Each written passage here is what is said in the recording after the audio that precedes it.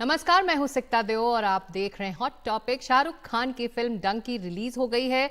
Film का पहला show सुबह 5:55 पर किया गया था, पर मुंबई के बांद्रा में गेटी का गैलेक्सी में रखा गया था, जिसका आयोजन SRK यूनिवर्स की तरफ से किया गया। इतनी सुबह भी बड़ी संख्या में शाहरुख के फैंस फिल्म देखने पहुंचे थे। आतिशबाजी, ढोल नगाड़े, पोस्टर बैनर लिए किंग खान के फैंस पूरे जोश में नजर आए। पठान और जवान जैसी 2 ब्लॉकबस्टर फिल्में दे चुके शाहरुख खान की इस साल की ये तीसरी फिल्म है।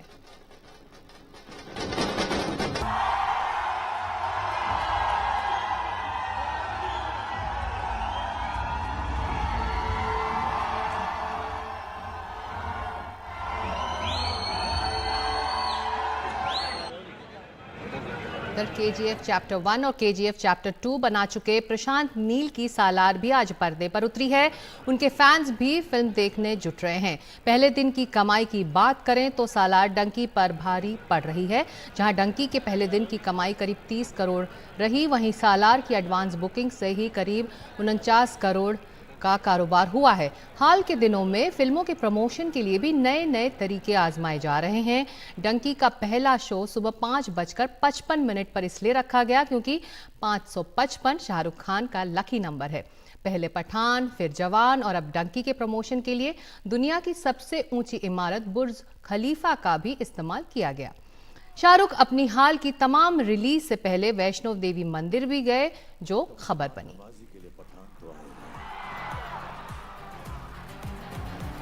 In a theater near you, and hopefully I'll make you smile a little. तो फिल्म्स, फैंस और फ्रेंजी पर बात करने के लिए हमारे साथ 3 खास मेहमान। Neel Joshi, creative coordinator SRK universe, Meena Iyer, वरिष्ठ पत्रकार, अभी कुछ ही पलों में हमारे साथ जुड़ेंगी, और गिरीश वानखड़े, फिल्म आलोचक और ट्रेड एनालिस्ट। आप सभी का स्वागत है NDTV इंडिया में। नील, अगर मैं आपसे शुरू करूं, हम सब जानते हैं आप लोग शाहरुख खान से बहुत प्यार करते हैं, बहुत सारा प्यार करते हैं, लेकिन सुबह अर्ली मॉर्निंग स्क्रीनिंग का लॉजिक क्या है, ये हमें समझाइए। जी बिल्कुल। पहले क्या होता था कि गेटी जैसे सिनेमा में दोपहर के 12 बजे शो होता था। एंड हमने सोचा कि पठान के टाइम क्या नया कर सकते हैं, तो हमने 9 बजे का शो किया, जो कि गेटी की हिस्ट्री में पहली बार हुआ था। उसके बाद हमने सोचा कि जवान में कुछ नया करते हैं, तो हमने सुबह 6 बजे शो किया। तो इस बार हमने सोचा कि कुछ और नया करते हैं, कुछ SRK सर का लकी नंबर जो है उससे रिलेटेड कुछ बनाकर हमें एक दिलचस्प तरीके से पेश करनी थी ये फिल्म। सारे फैंस मिलकर देखे, और जिस तरह मतलब दुनिया भर से फैंस आए थे मुंबई, और हमने इवन शिकागो से लोग आए थे सिर्फ फिल्म देखने के लिए और वो गेटी के एक्सपीरियंस के लिए। तो वो 5:55 पे जो वो मतलब उत्साह बना उन लोगों का, तो इसके लिए वो स्पेशल। पर नील, 5:55 में लोग जाग कर पहुंच गए थे फिल्म देखने। जी, सेलिब्रेशंस में अगर आपको बताऊं 4 बजे से शुरू हो गए थे। और इवन SRK सर ने ट्वीट किया था कि वो भी इंतजार कर रहे हैं कि फैंस कैसे ये फिल्म मतलब सेलिब्रेट कर रहे हैं, कैसे देख रहे हैं। एंड उन्होंने भी मतलब 5 बजे से उनका भी मतलब रिप्लाई आ गया था। और फैंस और एकदम मतलब क्या माहौल बन गया था, बाहर कुश्ती हो रही थी जैसे कि फिल्म में दिखाया गया है। और कुछ फैंस मतलब वो फवारे कर रहे थे और पटाखे जला रहे थे। पूरा एक माहौल बन गया था 4 बजे से ही। जी, अब मीना, आप सुन रही हैं नील को। क्या इस वक्त ये कहना सही होगा कि फिल्म प्रमोशन टीम की जगह अब स्टार्स के फैंस ने ले ली है? अब वो सब काम कर रहे हैं जो पहले फिल्म प्रमोशन टीम किया करती थी। बात यह है कि फैंस हमेशा से अपने चहीते स्टार्स को अपने कंधों पे लेके चलते थे, लेकिन उन दिनों में विजिबिलिटी इतनी नहीं थी। मैं 40 साल से जर्नलिस्ट हूँ। उन दिनों में इतनी विजिबिलिटी नहीं थी क्योंकि सोशल मीडिया मौजूद नहीं था। हाला अभी सोशल मीडिया के रहने से ऐसा लगता है फैंस जो है फेनेटिक्स हो गए हैं, और अब भी वो ही करते हैं, अपने स्टार्स को अपने कंधों पे लेके चलते हैं। और सोशल मीडिया उनके लिए बहुत ही बड़ा वेहिकल है जिससे ये सब उभर के ज्यादा दिखता है।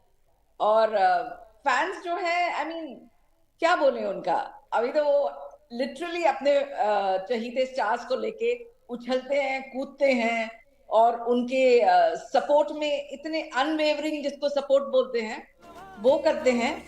एंड बिकॉज ऑफ दिस ऐसा लगता है कि ये आई मीन कोई दिवाली से कम नहीं है उनको, हर फैन की रिलीज, दिवाली, ईद, बिल्कुल मीना, आप जो जब भी। पहले फिल्म रिलीज हुआ करती थी, हम जानते हैं कि यहाँ दिल्ली में एक स्टूडियो, टीवी स्टूडियो से दूसरे टीवी स्टूडियो, ये पूरी फिल्म की टीम विजिट करती थी, हम लोगों से यहाँ आके न्यूज़ नेटवर्क में बात करती थी। लेकिन हाल के दिन सालों में इसमें कमी आई है। जो आप बात करिए, सोशल मीडिया ने एक तरह से टेक ओवर कर लिया है प्रमोशन को। This is definitely true.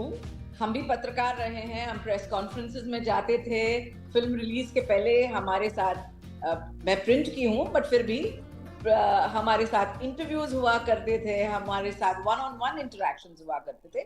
अब ये बिल्कुल भी नहीं हो रहा है, इसलिए कि उन्होंने फैंस को, मीडिया की जगह उन्होंने फैंस को दे दिया है। उनको लगता है मीडिया स्लाइटली इनकन्वीनियंट है, कभी उनका जो भी है पॉइंट ऑफ व्यू रखे नहीं रखे मीडिया सामने, या कुछ ऑकवर्ड क्वेश्चंस पूछ ले, कोई और टॉपिक पे चले जाएं। फैंस तो इतने कन्वीनियंट हैं, वो वही करेंगे जो स्टार्स चाहते हैं, क्योंकि वो स्टार्स को चाहते हैं। मीडिया के साथ मैं वो नहीं कह पाऊंगी, मैं नहीं बोलती कि हम स्टार्स को नहीं चाहते। हम 40 साल यहाँ हैं बिकॉज हम स्टार्स को जरूर चाहते हैं, बट हम कन्वीनियंटली चीज नहीं कर सकते। हम जी अपनी तरफ से कुछ तो मुद्दा रखेंगे, पॉइंट ऑफ व्यू रखेंगे। फैंस का वो नहीं है। अगर आप बोलो कि आप इसको, और ऐसा हो गया कि प्रेस शोज में भी अभी फैंस बिल्कुल, मौजूद हमारा हैं। हमारा काम ही यही है मीना, सवाल पूछना। चाहे सामने कोई भी बैठा हो तो हमको सवाल तो पूछना है, चाहे वो बड़े से बड़ा स्टार क्यों ना। तो गिरीश, मैं यहाँ आपको लाना चाहूँगी, क्या फिल्मी कारोबार का, जैसे कि हाल के सालों में सोशल मीडिया पर प्रमोशंस हो रहे हैं, तो इसका एक इंटरप्रिटेशन क्या ये है कि बहुत ज़्यादा प्रेशर है कारोबार का कि ये फिल्म हमारे लिए चलने के लिए प्रोड्यूसर्स पर प्रेशर्स बढ़ा है, एक्टर्स पर ये प्रेशर बढ़ा है, तभी सोशल मीडिया ने, फैंस ने, फैन क्लब्स ने ये जगह ले ली है प्रमोशन के लिए? जी हाँ, ये कह सकते हैं हम, क्योंकि वैसे जो प्रेशर है ये हमेशा प्रोड्यूसर्स पे रहा ही है। अब कोई भी जो फिल्म बनाएगा इतनी बड़ी लागत से, तो वो चाहेगा कि फिल्म हिट हो।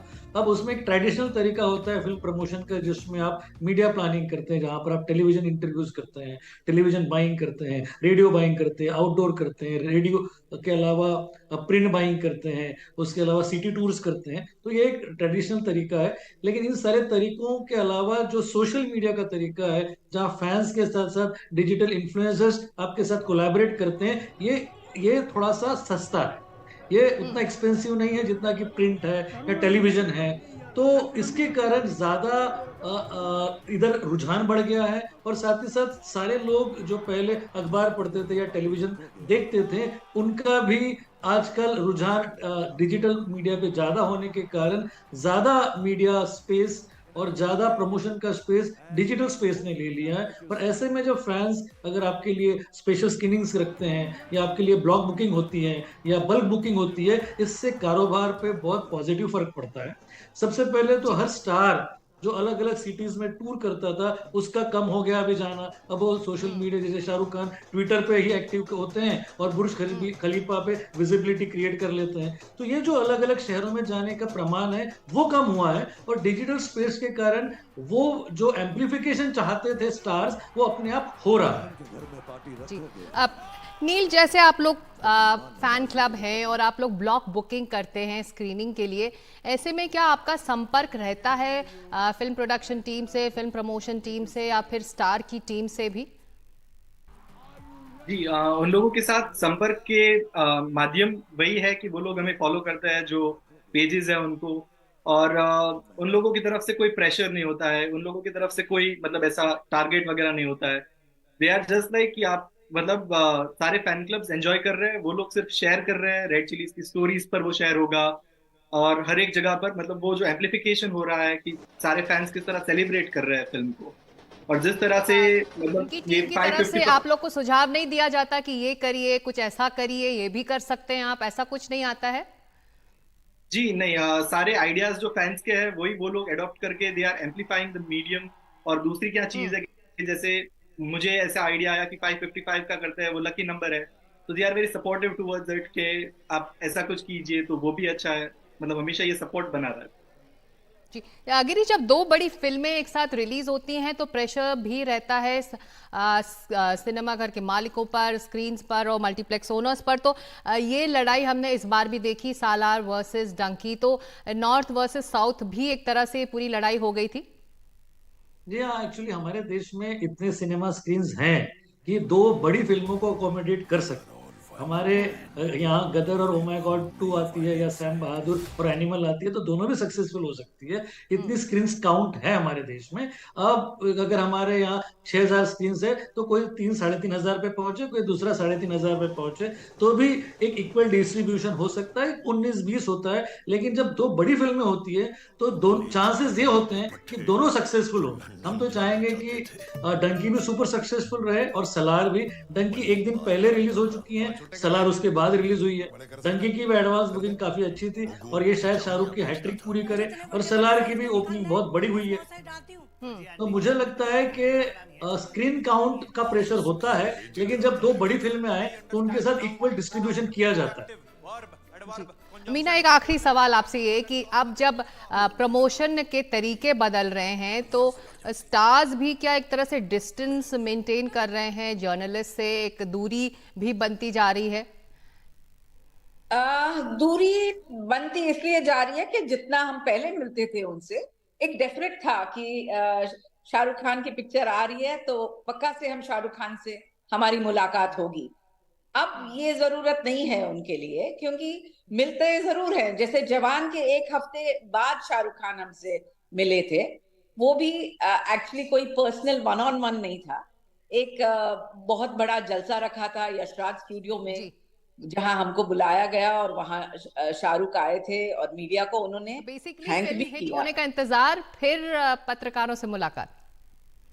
हाँ, ये भी वैसे एक होता नया है। ट्रेंड है। या चलिए फिर जी जी, मैं ये भी आपको एक नया ट्रेंड है। और और जो काम फिल्म प्रमोशन टीम्स किया करती थी, स्टार्स खुद करते थे, अब नील जैसे जो फैंस हैं वो कर रहे हैं। बहुत शुक्रिया इस चर्चा में शामिल होने के लिए, नील जोशी, मीना अय्यर और गिरीश वानखड़े। इस चर्चा में आज इतना ही।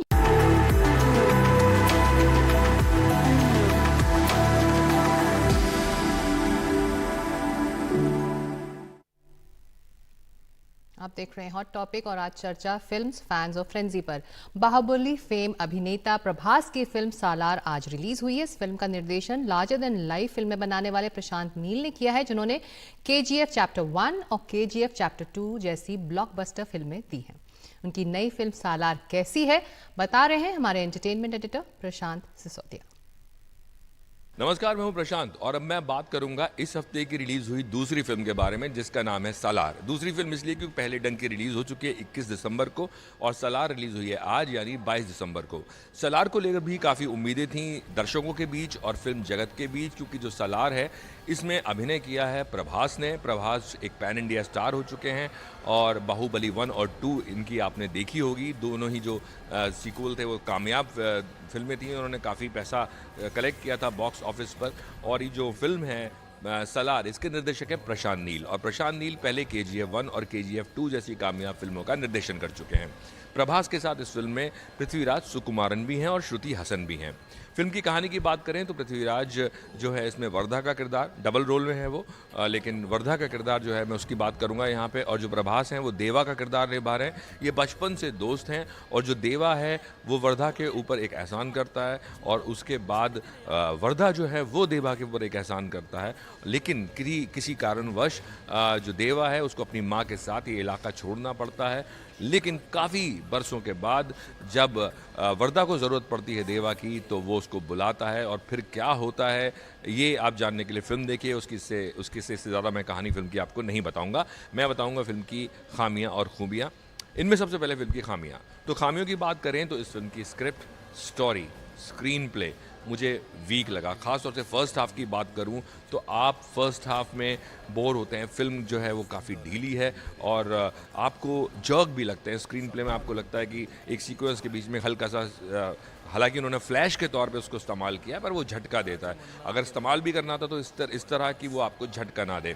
उसके ऊपर से जो फिल्म का बैकग्राउंड स्कोर है वो बहुत ही लाउड है, वो लगातार बजता रहता है। आपको लगता है कि कहीं ना कहीं थोड़ी सी निजात आपको इस बैकग्राउंड म्यूज़िक से मिले और आपको सुकून मिले। मिले। उसके अलावा जो डबिंग की है इस फिल्म के किरदारों की, जो एक्टर्स ने डबिंग की है वो बहुत ही लाउड है।